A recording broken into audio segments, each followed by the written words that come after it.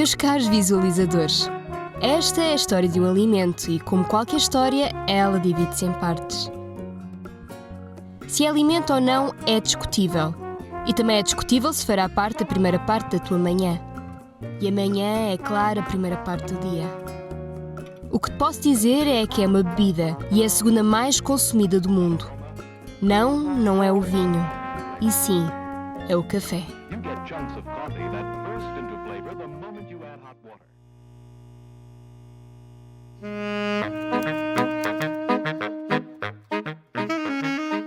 Há muito tempo, havia um pastor de nome Caldi.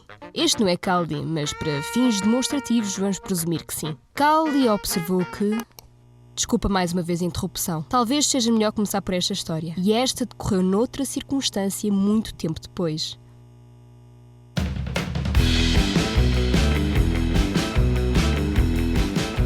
No que toca a produzir café, Brasil está no topo.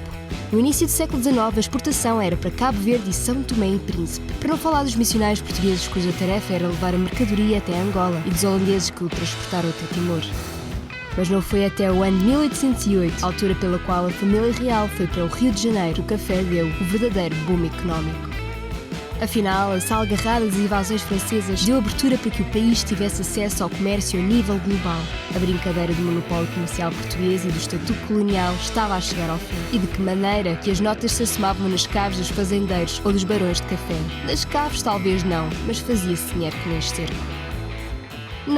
Não falei de quem foi o dito cujo, o homem que completou o feito de levar o café até ao Brasil. Na verdade, nem se falou durante 200 anos. Só se sabia que foi um tipo que ia pelo nome de Palheta. Após investigações, tudo indica que sim. O ano era de 1727. Palheta recebera o estatuto de comandante de uma missão na fronteira do Brasil com a Guiana Francesa. O motivo? Desfazer uma disputa territorial entre os portugueses e os franceses. Mas a ordem não ficava por aqui. Citando Maia Gama, governador e capitão-general do Maranhão. E se acaso entrar em quintal, ou jardim, ou roça, aonde houver café, com pretexto de provar alguma fruta, verá se pode esconder algum par de grãos com todo o disfarce e com toda a cautela, e recomendará ao dito cabo que volte com toda a brevidade e que não tome coisa nenhuma fiada aos franceses, nem trate com eles negócio. O governador sabia do potencial mercantil do café e Palheta foi na palheta de Maia Gama e trouxe os primeiros grãos ao Brasil. O que não vos contei é que Chico era um Dom Juan e ele foi recebido no palácio pelo governador da Guiana Francesa e pela sua belíssima esposa com uma chávena de café. Após ter tecido vários elogios relativamente à bebida e a alguns gestos de sedução, acredita-se que a mulher lhe entregou mais de 1000 sementes de café. Mais de 1000. Chico saiu com o coração recheado e com o bolso também. Não há nenhum documento que prove isto, não querendo ser desmancha-prazeres, mas não podemos deixar de acreditar que a grande expansão do café se deva a uma possível história de amor.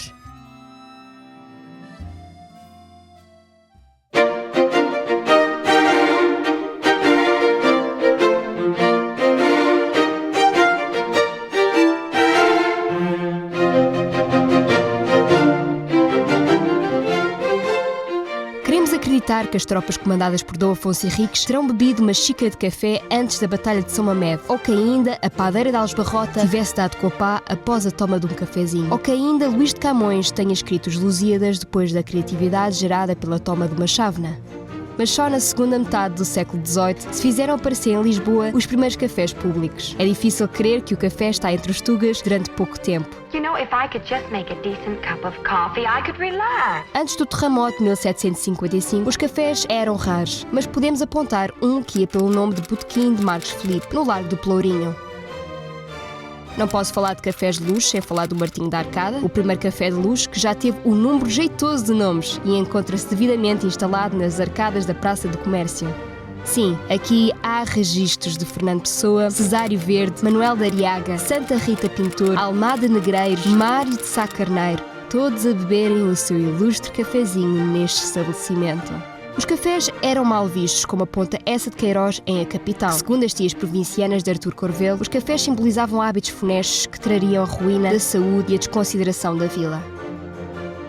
Café Nicola em 1794, fundado pelo italiano Nicola Breteiro no Rossio. Rapidamente se tornou num ponto de encontro de políticos e de pensadores e podia se tornar ou académico ou até mesmo boêmio. O poeta pré-romântico Bocage era frequentador habitual da casa. Este local tinha um mas. Criticava-se bem o governo da altura, havendo confrontos recorrentes com a polícia, e por isso foi obrigado a fechar portas em 1834. Só em 1928, Joaquim Albuquerque o comprou, mudou o nome para Café Nicola e fez questão de remodelar, fazendo exibir uma bela estátua de Bocage que perdura até aos dias de hoje.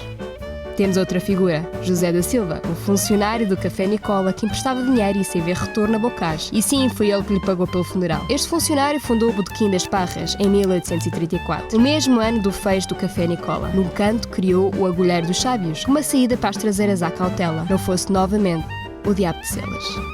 António Marrara, outra figura, e inaugurou os Cafés Marrar de Lisboa. Como escrito por Bolhão Pato, tratava-se de lugar de reunião de todos os elegantes e todos os homens de Lisboa. Fechou em 1866, mas mesmo assim foi posteriormente mencionado em Os Maias, de Essa de Queiroz. Não se pode deixar de mencionar os Cafés Brasileira, criados por Adriano Teles, o farmacêutico vindo do Porto, no fim do século XIX.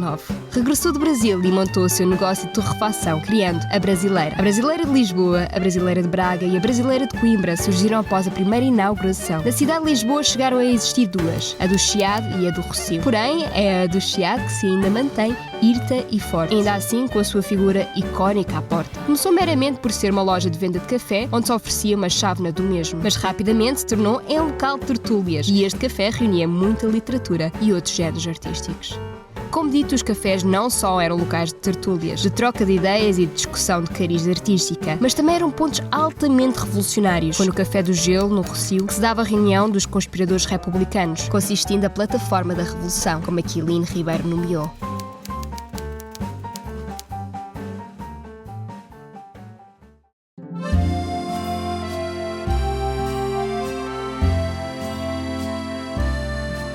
Todos nós, de uma forma ou de outra, já empregou o termo bica, uns mais, outros menos. Mas o que se trata verdadeiramente? Esta pode já saber ou pode apanhar-te desprevenido. Tudo originou na Brasileira do Chiado. Eu sei, tu sabes, já falamos sobre ela. Dava tudo a entender que, na altura, o café expresso causava um certo incómodo a certos clientes, por se tratar de um produto mais amargo e por isso, logicamente, não causou tanta aderência. I'm serious, honey, your coffee's undrinkable. De modo a combater esta resistência, a Brasileira criou o slogan "Beba isto com açúcar". E adivinha quais são as suas iniciais? Ora, não esteja já a correr para contar isto a toda a gente, porque esta história não é consensual. O termo bica pode ter sido originado da maneira como era servido, visto que era colocado diretamente nas chávenas a partir de umas torneiras ou bicas das máquinas onde era feito sem passar pelo bulo. E já que estamos com as mãos na massa, de que é feito o cimbalino? Qual é a origem deste termo? Cimbalino não é nada mais que uma forma portuguesa de dizer a marca da máquina, La Cimbali.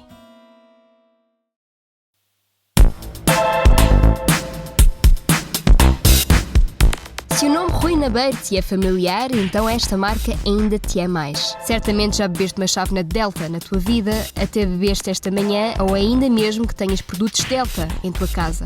Rui era de Campo Maior, uma vila alentejana que é de linha reta apenas de 17 km de Espanha. E como ele próprio diz, e cito, estar na raia faz com que Campo Maior seja diferente da maioria dos sítios. Aqui caminhamos até o vizinho, e o vizinho caminha até nós em busca de melhores dias. Como se buscava melhores dias quando se vive mesmo ao pé da fronteira? Exatamente, contrabandeando. Este trabalho já vinha de Joaquim, que se ocupava de transportar café cru de Portugal para a Espanha, sítio onde iria ser eventualmente torrado. Entretanto, Kim criou a sua própria marca de nome Cubana e aposta ele mesmo na torrefação, mas após ser perseguida pela Inspeção de Atividades Económicas, vende-a. Em 19 e troca o passe, mais concretamente em 1937, convence o seu irmão, o Manuel, para formar uma marca, a Camelo. Quem era Manuel? Pai de Rui Nabeiro. Parecências com a marca de tabaco Camel são mais que muitas, o que suscitou problemas com a companhia, a Philip Morris, mas um acordo foi eventualmente realizado por ambas as partes. Em 44, Rui trabalha para o tio na Camelo.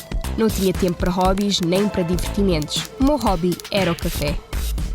Com a morte do pai, Rui Nabeiro fica ao cargo da empresa. Em 61, Rui finalmente lança a marca Delta. Porém, os primeiros tempos não foram nada fáceis, não conseguindo nem vender decentemente 1 quilo de café. Tudo começou com um armazém com 50 metros quadrados, 3 funcionários e apenas 2 bolas de torra. Apercebendo-se que a sua concorrência não fazia entregas, Nabeiro entendeu que Delta devia. Aos poucos começou a vender porque facilitámos os créditos, as máquinas. As entregas do produto eram à porta de casa. Se deu prejuízo, deu.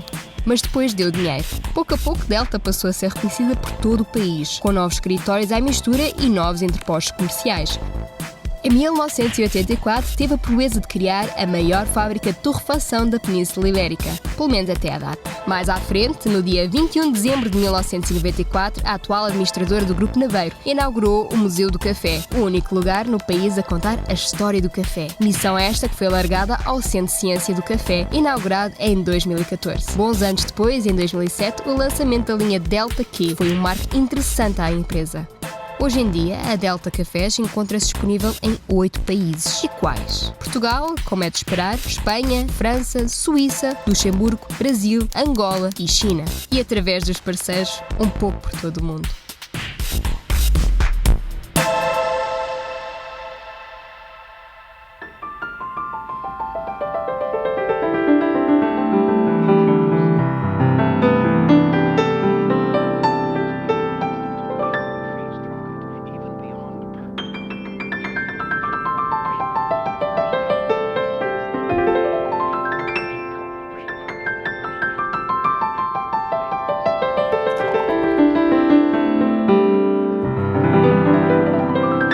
Diz o ditado: segura uma xícara exalando o aroma de um bom café e você estará com a história em suas mãos.